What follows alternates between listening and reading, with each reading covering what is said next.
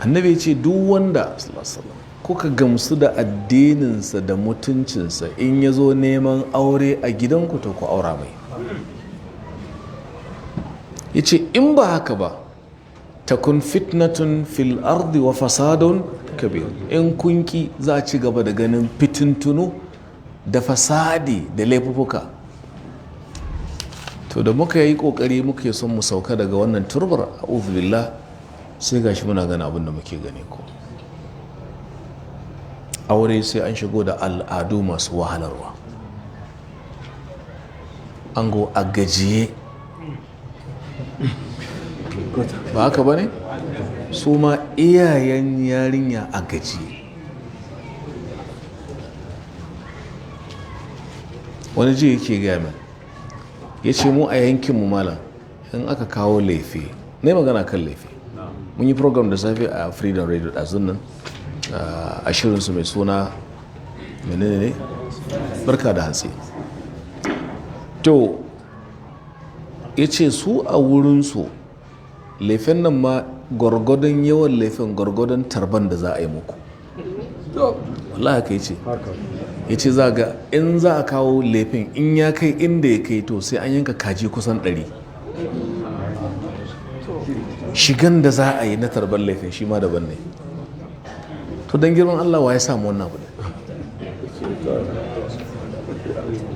Ina garin dutsen ma a Katsina shekarun jiya suke gaya min a gidan wani basarake suka ce malam akwai wanda lefen nan ya kashe naira miliyan 1.500,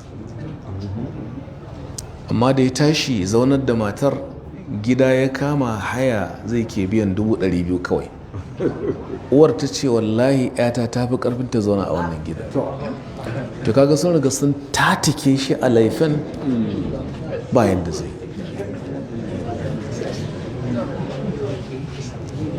Wani fa abin da zai yi akwati 5 yake, wani kuma sama da haka. Ya zama alfahari. To ba muna in ka al'ada mai laifin al'ada, inda al'ada mai kyau ce a yi ta mana. Wanda ya zai yi baka ce ya yi ba ya kawo, amma a kulka gindaya ma yaro ko mai neman aure abinda Allah bai gindaya masa ba. Sai suka ce to malam wannan magana to ai idan ba a yi ba ai sai auren ya zama to araha. Kaji fa da ce to ba kusan annabi sallallahu alaihi wasallam ya yabi duk matar da aka aure ta ba sha wahala ba. Ban ba ku labarin Abu Wada'a ba? Abu Wada'a da Sa'id ibn al-Musayyib. Kuma da aka yi ta wannan laifin a ta kashe kuɗi, auren ya zauna lafiya ne? Saboda ubangiji ne aka sauka daga turbarsa, da haka ake shan wahala. Wani ce da ni malam ai shi mai gabatar da shirin ɗazo a freedom ya ce malam hatta kai har ma hayan laifin ake bayarwa. Haya ne kwarai, haya a ce to kaga yanzu zo ka ɗauki wannan laifin ka je ka nuna, in ka nuna an gani kai to ka damin da kayana kuma ka biya kaza.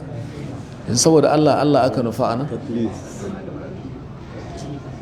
Kuma idan aka kai laifin nan fa yanzu mutane da yawa sun gane ba sa bari mata su kai laifin, maza suke kaiwa saboda mata suna da tsirfance da yawa. Duk ka sha wahala wata ce da kai to kai wannan bai yi ba, ai bai ma sa kaza ba, yar gidan wani ma ga abin da me yasa bai sa kaza ba, shine shi yasa mala abin ke wahalar da mu. Duk wani saurayi da zai aure laifin nan yana masa kan da garki sai ga mutu ya fara yarfar da gumi. To kuma Allah ya ce yuridullahu bikumul yusra wa la yuridu bikumul usra. Allah sauki yake ne, mu kuma muka ce a ubangiji zafi muke so, sai aka bamu da zafin. Har ta kai wani lokaci in aka ji da laifin akwai masu sacewa. Kwarai kuwa. Ku zo ku gani abin riya ne fa. Riya. Inda gaske ne in ka yi mata laifin bar shi a gidanka, in ta zo gidan ka yi mata. Kawowa gida kan haifar da fitina. Al'ada mai kyau ana aiki da ita. Malami suka ce al'adatu muhakkamatun. Akwai abin da muke kira wato ainihin golden principles guda biyar na fiqh suna kiransu al-qawaid al-kubra al-khams al-fiqhiyya. wani malami ya wake su yace dararun yuzalu wa adatun qad uhkimat wa kadha al-mashaqqa tajlibu at-taysira wa ash-shakku la tarfa' bihi mutayaqqana wa akhlis an-niyya in qasadta umura. dararun yuzal, duk kunci a kawo da shi, ka'ida ce. wa adatun qad uhkimat, al'ada mai kyau a yi aiki da ita, mai kyau ce. kaji muna maka inkarin kawo goro ne? a al'adanmu mu goro mukan kawo misali, sai ka ce a baka ayar goro ba za ka samu na ayar ba, amma kuma tun da al'adar hausawa ne sa goro shikenan ka bashi, wannan ba matsala. maroƙa kan zo lokacin suna ta kirari da su, wani al'ada ce, karka ji za ka haramta musu, tare da kuma roƙo yakan zidda mutuncin mutum. ina nufin al'ada in mai kyau ce aiki, saboda haka shi kansa lefe din in dai ba a kai ga takurawa mutane har aure ya mutu a dalilinsa ba, kuma ba zo an kawo saboda riya da riya ba matarka ba ce, za ka bata gaya ne? dole ka bata kaya ne. amma al'adun waɗanda suke marasa kyau dole a basu. wasan ƙanin miji al'ada ce, amma ba ta da kyau. kun san da wani? ya za ka yi wasa da ainihin matar yayanka bayan za ka iya aurenta? hada la yajuz, amma al'ada ce ta wasa, sai dai maguzanci ne. babban abokin miji ran da aka ɗaura aure zai iya zuwa ya kwanta shame-shame a gadon. Allah kuwa.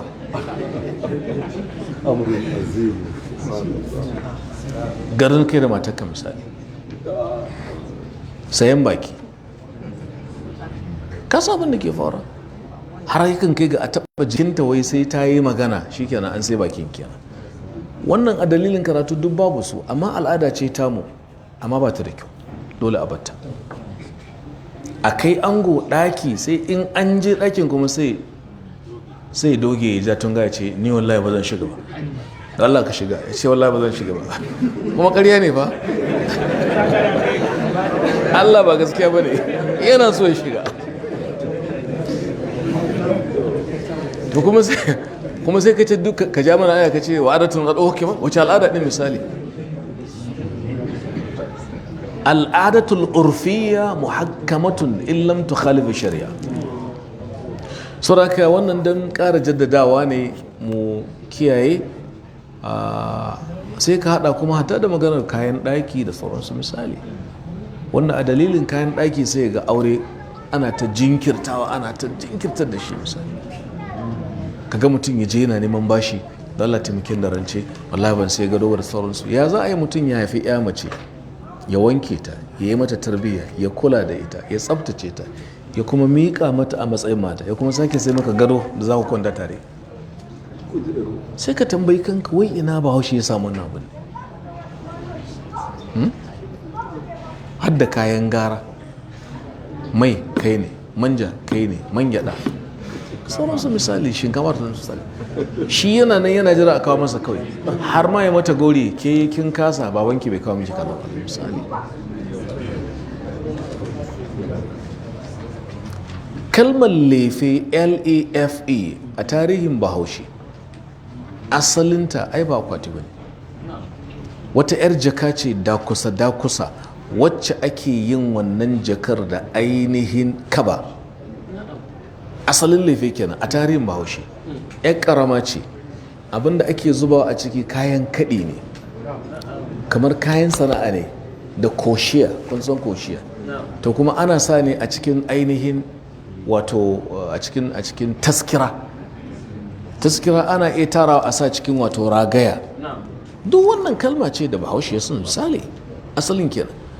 amma sai dai aka yi mata zani daga baya, daga wannan 'yar jaka dakusa wadda ake da kaba, wani lokaci har ma da ainihin wato tip, yadda ka san guga ba ana guga na tip ba misali, to shine asalin lefe kenan. amma sai ɗibi zani sai akai, sai daga baya ga to a ringa sa zani mana a cikin laifin, daga nan akwatin ya ƙara faɗaɗa. daga baya abin sai ya rikide, kafin fantimoti tukun ya koma adudu, daga adudu kuma sai kwalla. kwarai da gaske, kwalla, ka karanta tarihin ƙasar kamar kwalla ka san mai shayi haka za ka cewa a ce ya kawo mata kwalla ai ya kawo cike da kwalla kaya misali ita kuma tana annashuwa daga nan aka je ga irin su fantimoti da su adaka har da su kumbo yanzu abin ya yi graduation ya je zuwa ga manya-manyan akwati wai har da ma mota ake kaiwa kaga an tafi malam an cika kaya subhanallah al'ad wallahi wani ya game ce akwai wanda ya kashe naira miliyan 3 miliyan 3 da na ga wani kamar shago za to abinda zai baka mamaki wai shi sadaki an mutunta shi haka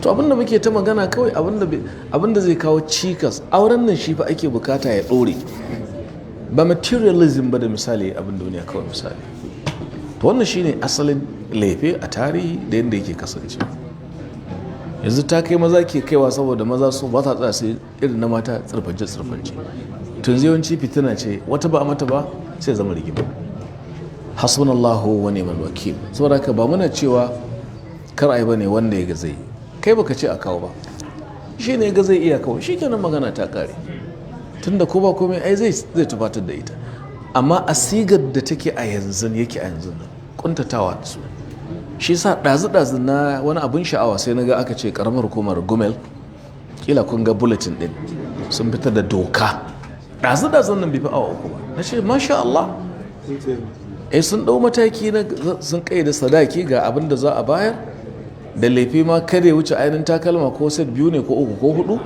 4 kwarai da gaske ai sai hukuma ta shigo ta taka ma abin burki idan mutum yana samun miliyan 1 a wata ya ga zai yi khalas je ka amma bawan Allah da kire ki hada naira 50,000 a wata zai aure ya dinga tagumi ya fara rama ba gaira ba dalili saboda me kuma bayan sauki ake bukata bahaushe ne ya kakaba ma kansa wannan fitina wani ce da ni malam in ka je mu yankinmu a ainihin Niyami a Nijar ba ma yi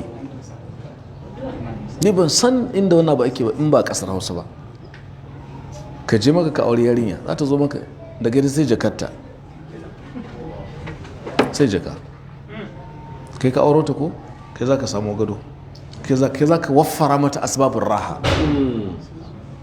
amma khalas yaka za ta yi aure ka sai mata kaya mai yawa saboda girmamawa ai zan yi bankwana da ita ne nata ne na bata wannan khalas amma kare zama da takura wanda ba shi da iko Allah ka samu dace wassalamu alaikum wa rahmatullahi wa barakatuh na to akwai tamboyi rubutattu a ka'ida sai mun karanta rubutu amma kila tana da alaka da abin da na faɗa ne to bismillah to game da laifi ko mutum yana son yarinya amma ba ya da karfin da zai yi ne ko ya kai darajar gidan ku sai ta dinga su kayan tana baka kuka su yayin hakika su wasu mai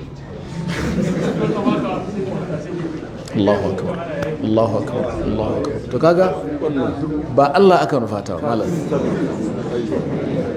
to ta ina kake tsammani Allah zai sanya albarka ciki shi abinda Allah ya ce me ya ce فمن كان يرجو لقاء ربه فليعمل عملا ولا يشرك بعبادة ربه to shirka ta shigo nan kaji yarinya ce za ta bashi ya hada da saboda fita kunya kun fita kunya kuma kun fada kunyan lahira Allah kiyashe mu kare to sai dai wannan abu zai yana da wahala a magance shi saboda an riga an bar wato mushkilar ta shiga cikin zuciyar Allah ya samu gyara ina tambayoyin malam tambaya yake assalamu alaikum wa rahmatullahi wa alaikum assalam wa iyyakum malam ina neman karin bayani game da hadisin da yayi magana akan cewa manzon Allah sallallahu alaihi wasallam ya ce Allah da kansa zai yi shari'a da wasu mutane 3 shi da kansa to malam ya ingancin hadisin yake kuma waɗannan mutane ukun wani irin aiki suka aikata wanda za su tsaya su yi shari'a da Allah ku shaka babu wannan hadisi a sani na tabbatacce ne thalathatun ana khasmuhum yawmal qiyamah Allah da kansa ya ce mutane 3 zan yi rigima da sun tashin kiyama wannan ana gaya maka ne don ka razana ka shiga taitayinka amma me ka magana rigima ce na farko ya ce rajulun a'tabi thumma ghadar, mutumin da ya fake da sunana ya yaudara. To kaga wannan yana faruwa misali a kasuwanci shi da kai wallahi billahi tallahi wannan kofin kaza ne, to kai a matsayinka na mumini ka ce mutum ya rantse da Allah, sai ka ji ka yadda da magana. An ce in kana son ka yaudar mumini ka cuce shi, rantse masa da Allah, domin yana gani ya za a ce imanin mutum ya sauka ƙasa har ya rantse da Allah kan ƙarya. Shedan malamanmu suka ce kaga yi ma annabi Adamu rantsuwa wa qasamahuma inni lakuma lamina, yace ya Adam wallahi ya rantse, an ce so 70 ka ci wannan bishiya babu komai. To sai ga wannan halitta anya ta yi ƙarya. To shine hadisin ke cewa zan yi rigima da wanda ya fake da sunana ya cuta. To sai mutum ya kalli wannan, mutum ya rantse da Allah don a yadda da shi kuma ƙarya yake. ɗaya kenan. Na biyu, da mutumin da ya ɗauki ɗan ƙwadago employee ya ci amfanin aikinsa ya yarfar da gumi ya hana mishi ladan aikin shi, tabdijan. To kaga wannan yana faruwa yau. Ma'aikaci zai yi aiki yana bin arias na salari har wata 2-3 ba biya shi albashi ba, kila ma sama da wata 2 din, kuma in ta ɗauro an fariga an biya, wani ne kawai bai dai biya ba. Wani ya taɓa gaya min za ka iske babban mutum a federal pay office a jiha sai tattara albashin na ƙasa da shi ya je buɗe account na gaggawa don ya samu kuɗi, in ya so ku zauna ku je ku mutu, abin da ya samu na interest to don sai fito da albashin ya ba mutane. Ita gwamnati ta fita, kai ne azzalimin da wannan hadisi zai bi ta kanka ya rusa. To ashe kenan duk mutumin da zai ci amfanin kwadagon mutum ya yi maka wahala, ya yi baka biya shi ba, to ka ji hadisin. Wannan ya hada da duk wanda zai dauki misali a ce ga tsohuwa mai aiki a gida, ga yarinya yar aiki su yi ta aiki suna wahala, amma tana binka albashin wata 3 kuma abin ya fi karfinka ba ne, zalunci ne. To shi ne wannan daifin. Na uku sai ce da mutumin da ya je samu ɗa ya kama shi ya bautatar da shi ya kuma sayar da shi ya ci kuɗin. Wannan hadisin haka yake. Allah ka tsare mu, Allah ka kare mu. Na'am. Ta ƙarshe ce assalamu alaikum malam, ne hukuncin wanka da garin magani da nufin tsari da kuma shan garin magani? Allah ya kara mana lafiya. Wa iyyakum. To ai kai ma ka ce magani da Hausa, kuma magani ai magani ne, sun ce daga naka samu magani ai. Bahaushe ya ce magani ai magani, daga naka ce magani, kaga stress ne kawai. Idan wannan garin maganin an tabbatar cewa mahaɗin shi a sa ruwa za a samu sauƙi, to ai magani ka ce. Amma idan ya shafi tsirfance da camfe-camfe, to kaga mumini ai baya camfe. Imaninka da Allah ya wadatar maka. Sannan ka lura, wannan magani da za ka sa kare kasance wanka ne na misali na janaba, saboda ba za ka sa ruwa wanda zai jirkita launin magani ya jirkita launin ruwa ba sannan ka yi wanka da shi. Amma in dai magani ne dama, to ba wanka kake ba, magani kake zuba a jikinka.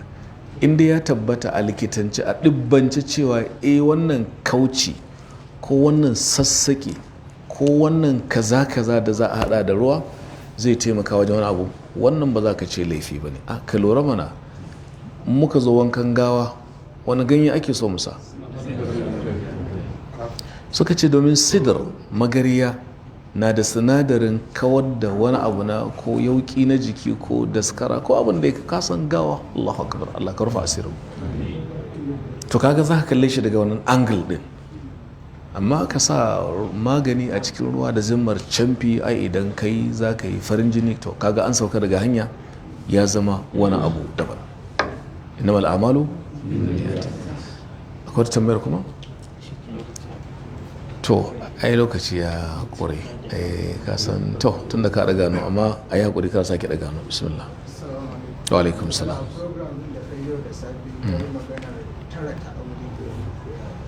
to ai shi mai gabatar da shirin a freedom ya gaya maka cewa suka yi tumalin za mu sake roƙonka ka zo ka yi mana bayanin tara ta ma'aura ni cewa na yi akwai abubuwa guda tara a aure namiji ya fi mace abu uku ita kuma ta fi shi abu uku su haɗu kan abu uku shi nake nufi da TTA tara ta aure ba za ka ji yanzu ba ɗan uwa kai haƙuri zai lokaci na gaba